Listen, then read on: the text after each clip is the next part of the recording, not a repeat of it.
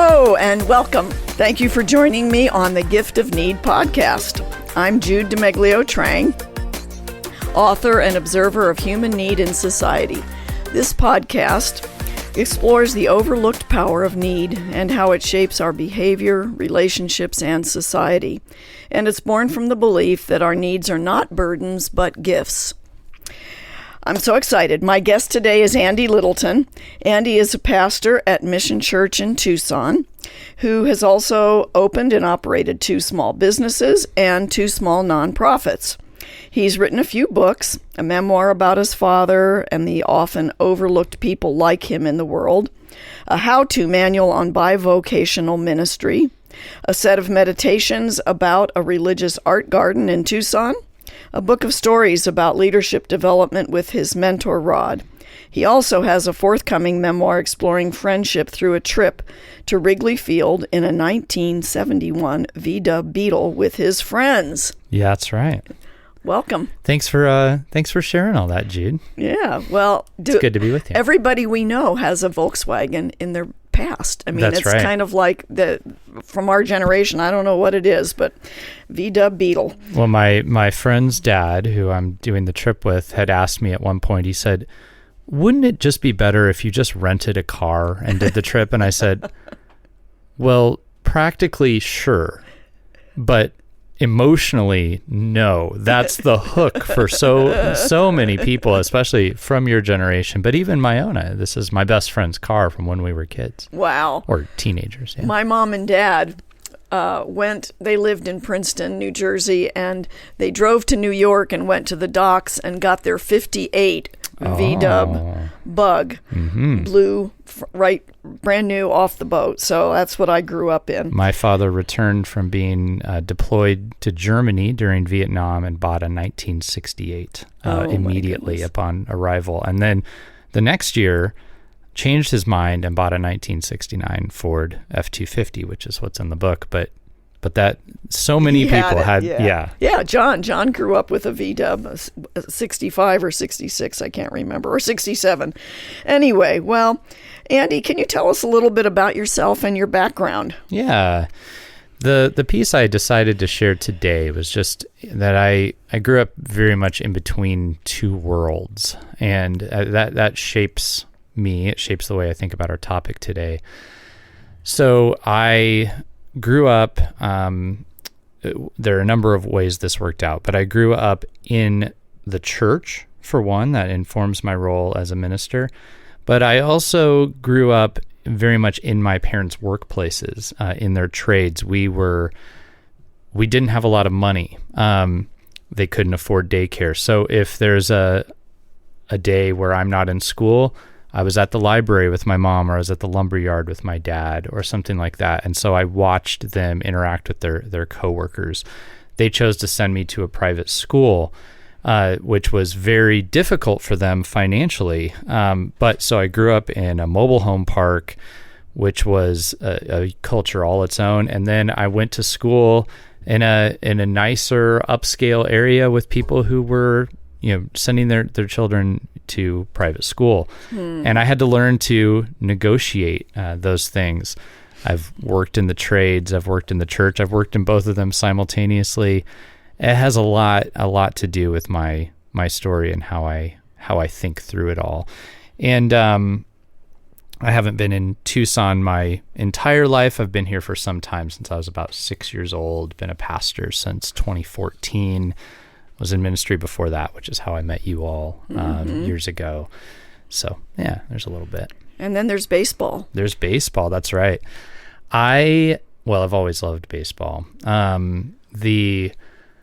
returned to it in 2021. You could say it was a COVID decision, but it wasn't really that. It was a leadership and life decision for me to return to being a baseball fan. So I had stopped, as many people my age did, following baseball during one of the strikes in the 90s. This is a time when a lot of fans kind of got disillusioned and checked out, and I was one of those.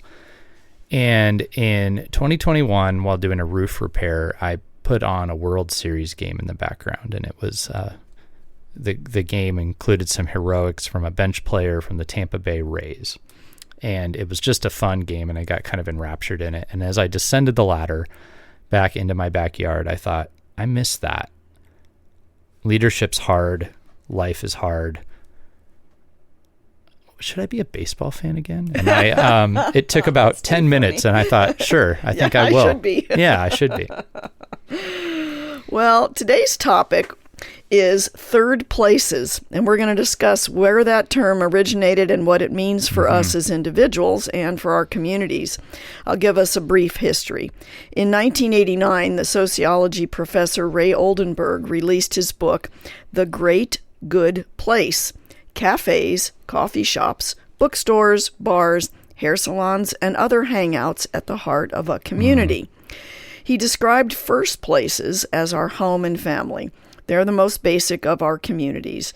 They're where we begin our lives, where we grow, learn about relating to others. What we learn about relationships in our family will usually set a pattern for all of our future relationships. He described second places as school and work. They are also communities. Schools and colleges are where kids spend the majority of their day, just like adults do at their work. It's where we form many significant relationships. Third places, he said, are main streets, pubs, cafes, coffee houses, libraries, community centers, parks, and other third places that are at the heart of a community's social vitality and the foundation of a functioning democracy. They promise social equality by leveling the status of guests. They provide a setting for grassroots politics. They create habits of public association and offer psychological support to individuals and communities. Yeah. My husband, John, has his third place where he has met with other motorcycle riders every week for decades for breakfast and open, lively conversations, and then, of course, a ride somewhere. So, Andy, do you have a third place where you have these types of connections? Yeah, absolutely. I've had a few over the years. Right now, it's a coffee shop called Crave Coffee off of Broadway, I would say. It's the place where I choose to stop and do my work. In fact, yesterday I was driving along toward it could have been the church. I used to own a store. But whatever the case, I would drive down Broadway in those directions, and it's right in the middle. And the other day I thought, should I go to a different place today? I kind of had that wild thought, do I change it up? No, I have gotten to know people there. There's an artist I know who sometimes sits there, and I like to talk to him. There's an old musician who's every once in a while he shows up, and I get to chat with him. The owner of the cafe is someone I've become acquainted with, and in fact, during that stop, he asked me what I was up to now that I closed my store, and I told him about the book journey, and he seemed pretty intrigued about that. And because of those relationships, I thought, I'm going to stick with Crave. Stick with your third today. place. Yeah, it used to be a different coffee shop when I had a different commute that was in the middle, but that one is for years now has been the spot. Yeah. And I would guess baseball games, you have a group of people that you hang out with and that enjoy the same thing. I do. Yeah. Tucson's a bit of a black hole for baseball lately. It's that will change a little bit in October. We have a new Mexican League team coming that's going to be actually stationed here in Tucson, which is unique. But that's another version of it for me is going to baseball games. So I'll get up to Phoenix for a game. My team is the Cubs. So Wrigley Field is a little inaccessible to me most days, but I wish I was there a lot when the Tucson team comes here. But just the other day, a buddy of mine who I first met, he was a neighbor, and I hire him a lot, but we've become friends. And he said, we go into any games this year, and we scan the schedule, and we're going to catch the Diamondbacks and Dodgers later in the season. So those are the great thing about baseball, Jude. I'm going to sell you on baseball really quick. Since I love baseball. Just to change the topic of your podcast entirely. Okay. Right. Where are we going, Andy? Yeah. No, the wonderful thing about the sport of baseball is there's space and time to talk to people. And that's why it's called a pastime. And people don't refer to it so much as a sport. So the if you go to a basketball game, if you're not paying attention, you'll miss that crossover dribble, and even during the commercial breaks, they will entertain you to no end. The best versions of baseball leave all kinds of time and space to reflect and chat, and that's sort of what it was designed for people coming out of war and the Industrial Revolution. They didn't need something frenetic. They needed something that slowed them down. It definitely slows you down. That's right. And so that's why going to a baseball game is an excellent way to experience community. Well, now this takes me back to a memory of this is how John and I got to know each other. So we met when he came to the church that I was imprisoned at, is what I say as an older teenager. And but the one good thing that I liked was then I had two older sisters, and all the boys would come home at different times to my parents' house for a great Italian dinner Sunday afternoons. And then we'd go and play baseball at Fort Lowell Park. Wonderful. And so when John came from California to go to school here and he visited, I invited him for that. And he came and we went and played left field or right field. Right field together. I'm loving the teamwork that our listeners can't see as John whispers, right field, softball, not baseball. Okay, there was a white ball. Anyway, we stood out there because right field is pretty boring. You don't get much action out there, and so that's how we got to know each other. Anyway, let's get back on track. Great. I was going to say I don't really have a regular third place in my life, and I think it does relate to my personality. Experts estimate that 65 to 75% of the general population are extroverted, and I'm an introvert, although I'm not shy, as you can tell. But I prefer meeting one-on-one with friends for a coffee or a walk. I understand that I'm not furthering social connections as extroverts do, but do you think personality plays a role in how people feel about regular group hangouts or meetups? Absolutely. Yeah. I know it does. My wife would relate more to your experience of this, where generally she needs alone time. If she's going to go spend time with a person, she's going to need recovery time after that, right? Get your energy back. Yeah. So of course it does. Right. I think you can do different versions. These days in third places, there are these social cues that you start to figure out. The headphones are in. That means I'm here for myself. I need to study. I need to read, something of that nature. And then there are other cues, such as, well, probably the same one. I don't have my headphones in, or I'm sitting at the bar, positioned for potential conversation, which is what I tend to do because I like that. I enjoy being interrupted to some degree. I go to Crave knowing it won't be the most focused work environment, even though I can get real spurts of focus there. I'm aware that I'll bump into somebody, and that's part of the calculation. And but I work best when I get those breaks.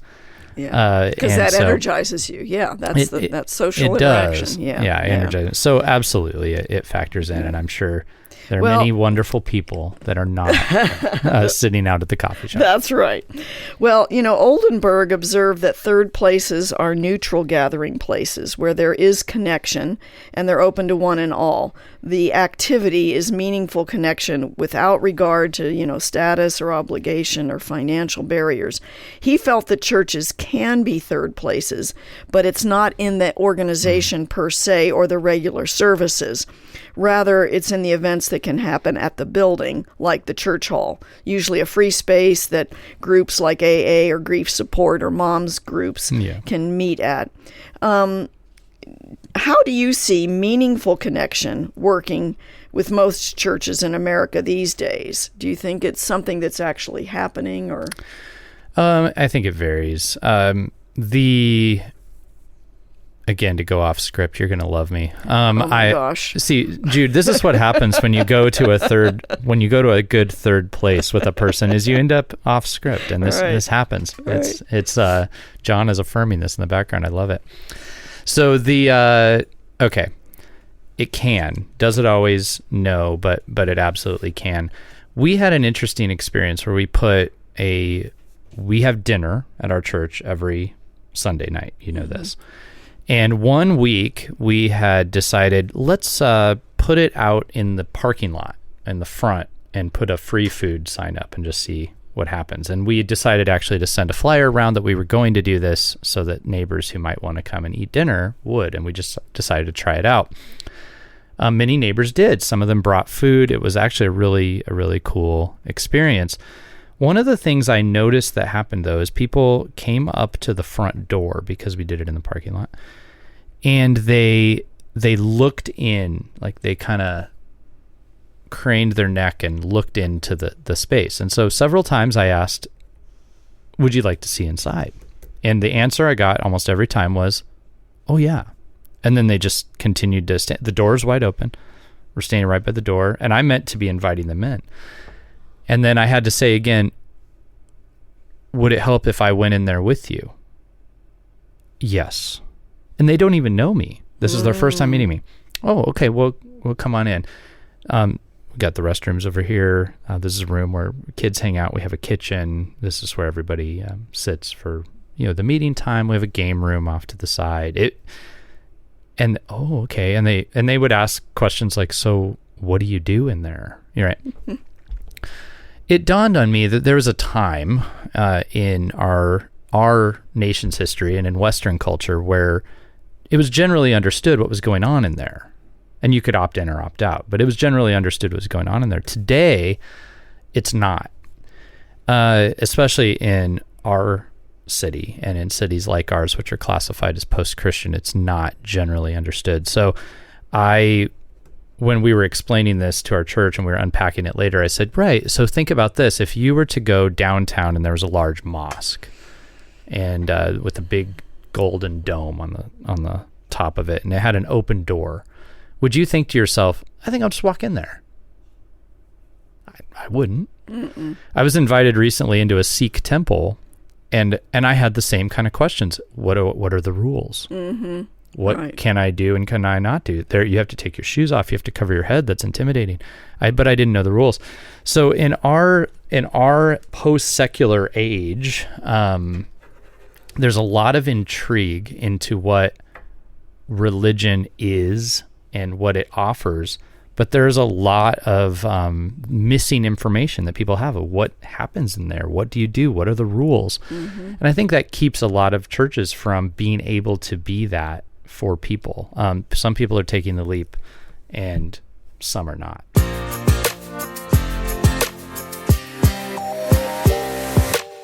Well, when you talked about mission, one of the things that's unique is that after every Sunday afternoon meeting time, which is like 4:30, there's a community meal, and different meal teams every week do the meal, make it, and we all sit around and talk. And so it's a connecting time, and it is like a third place due to that informal atmosphere, yet it seems that there's potentially a significant difference. Mm-hmm. Am I right in thinking that the desire to help people find others who they can also then go on to develop deeper links with and establish community is what is actually what is happening there?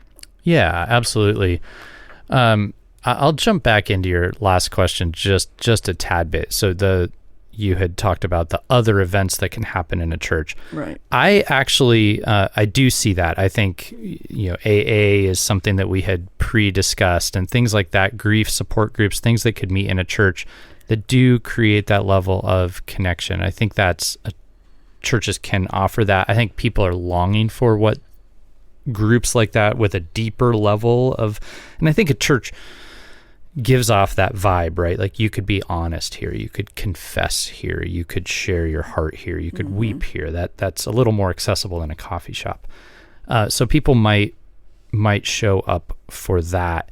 At our church, the meal is a symbol, and we're hoping it communicates something to people that this worship experience that we're having in here is also an accessible space. And I think this is where churches can be a third place if it's going to take work. So we are actually pretty convinced that church is not merely meant for the worshiping people, the worshiping community, that it's also meant for the observer, for the neighborhood. And not just for the neighborhood in that it will serve the neighborhood, but for the neighborhood in that it is exhibiting a form of community that the neighborhood longs for or should or could. And so people are invited. So for us, doing the meal, and we hope to have, we speak to people who aren't believers. That you probably notice I'll sometimes say, if you're skeptical of this or if you didn't grow up with this, we intentionally speak to people. So we're making space and hoping to invite people into something, even though chances are it's a little bit intimidating. But the meal is a huge piece of that strategy. Yeah. Mm-hmm. Well, because at that meal, as you meet people and talk on the surface level, you eventually find the people that you can, you're going to have a deeper connection with, and you pursue that, which is how John and I what we have found there at Mission. The meaningful relationships that happen. We know that there's a primary goal to be worshiping in a discipling community.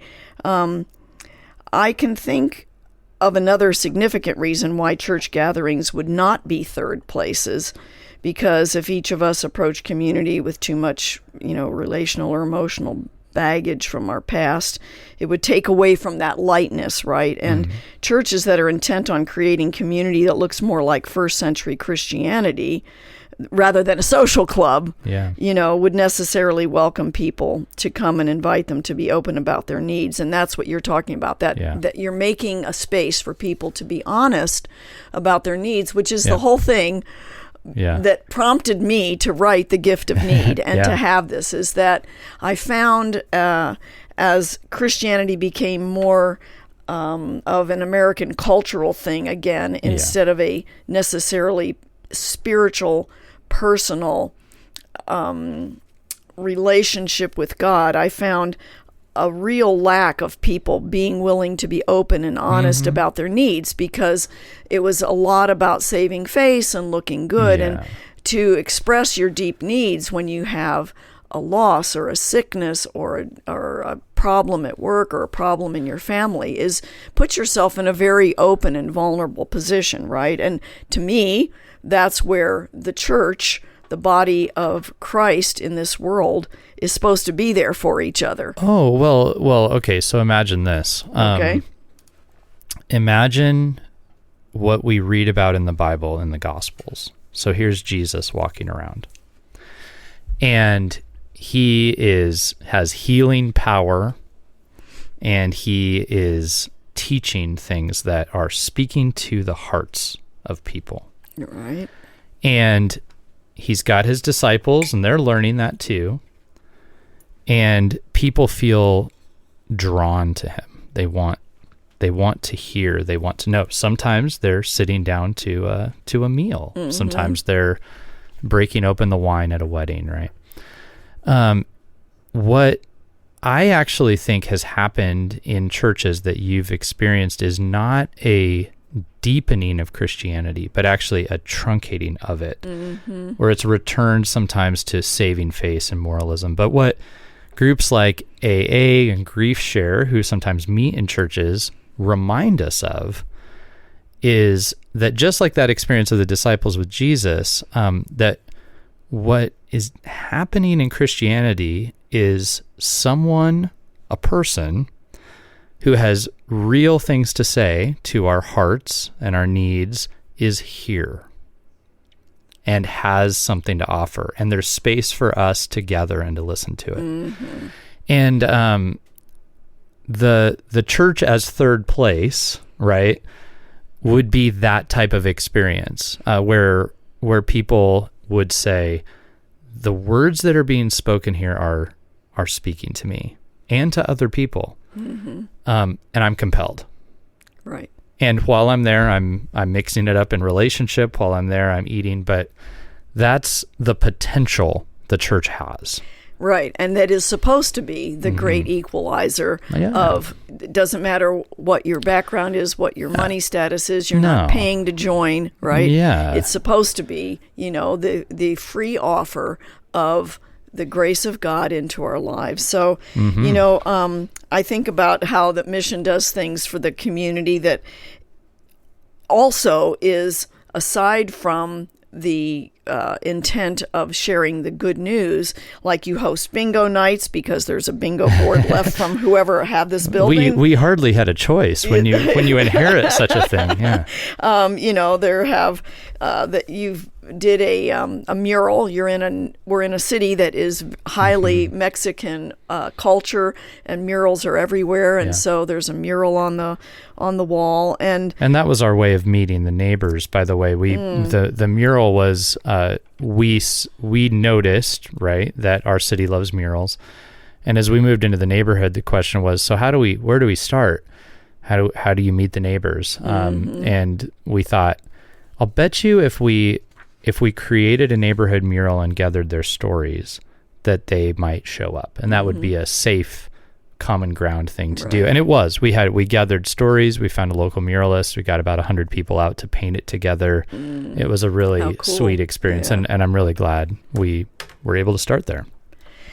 Well, so in theory, a church community is a place where the gifts that each person has been equipped with by God is meant to be shared and used to serve others who are in need, right? So, like you said, looking at Jesus and his early followers, serving others enveloped the entire spectrum of human needs, that physical and spiritual. How do you see those with gifts matching up to those with needs facilitated at mission? Mm-hmm. Well, this comes from being known. I think that's the most important thing. We have everyone at mission, just like every other place, has a need, right? So when I walk into the coffee shop, I have needs. I need coffee, for example. I need space to work. I need a smile. I need connection. But everyone at mission at our church is generally becoming more deeply known, and then you have a better sense of what the needs are, but you also have a better sense of what a person has to offer, right? One of the things we're doing at mission is we're trying to build community and address poverty by creating circles of care around people. What that means is some of our people with deepest needs, instead of just giving them a here's a check or here's a piece of something that you need. We're trying to build little communities around them that walk with them long term, get to know them, help them achieve their own goals. And so that's one of the things I'm most excited about. It's going to be one of our biggest challenges, but as a way of developing deeper community. So I think the people that walk with those people with the deepest needs are going to have the tightest bonds by sharing their gifts, not only with the person in need, but with one another. And that's something we're actively working out. Right. Because working together, as we know, creates a bond. That's the bond that we have. So the mission statement for mission is broken people, given grace, serving others. In what ways does mission work to serve the needs of the community around you? Can you give us a little bit about that? Yeah. I mean, I think the simplest answer to that, it started with the mural process for us, was applying principles of asset-based community development. So asset-based community development asks a question. It says, what's going on here? What's happening? What are the assets that already exist in the community? How do we name those, come alongside those, and participate in those? So we tried very hard to not come in as a neighbor, as an entity that said, we see a problem we'd like to solve, but instead said to the neighborhood, who are you and what do you have to offer? What do you long for? What do you want to see more of? So in the mural event, learning stories, participating, meeting some people, we also were paying attention And one of the things that we heard that was a bit of a surprise was people missed something from the good old days, but also the younger people of the community longed for it. And the simple thing that it was greenery. The older people missed when the arroyo ran and there was more of the native spinach and there was more nopales everywhere. And the younger people longed for more shade trees and things like that. And we came away and we said, interesting. We've discovered a piece of who they are in their story, and we've discovered a longing. So one of the ways we've attempted to serve the most, which we never would have guessed had we not done that process, was that we've tried to help bring more plant life to the neighborhood. Ah, that strikes a key to my heart. Yeah. As the retired landscape designer. Yeah. It's just looking out my window in the morning after the monsoon rains and seeing the green and the trees, the mesquites and palo verdes are finally happy, after looking like, so sad. forlorn. So we've got some initiatives in place. Good. Some have been done, some are in the works. Some of that takes forever because when you try to put the greenery in the middle of a city street, folks, it takes forever. It takes, it's bureaucracy. So, well, we could go on, but we're out of time. Thank you, Andy, for making the time to be with us today and to talk about the needs we each have and how they can become gifts and meet the needs of individuals, our communities, and society as a whole, which, of course, in turn brings us joy and the fulfillment and a sense of purpose that we all need. Absolutely. It's a pleasure. I am excited about your book and your podcast, and it was an honor to be on with you. Thank you. Andy also has a weekly podcast he's been doing for years with Eric Siepin called Faith Over Breakfast. You can find it on any of the streaming services. You can also follow Andy's friendship journey on patreon.com/Andy Littleton, or you can follow him in general at andylittleton.com on Facebook or on @A_Little_Mission on Instagram. And these links will be in the show notes so that you can check them out. You can also check out Mission Church by going to missionchurchtucson.com. The great music you're hearing was written and performed by Gabe Kubanda at Kubanda Music. You can find him on any streaming service. Please consider following and rating this podcast and subscribing to my free Substack newsletter. And leave a review or a comment. I'd love to hear from you. Bye!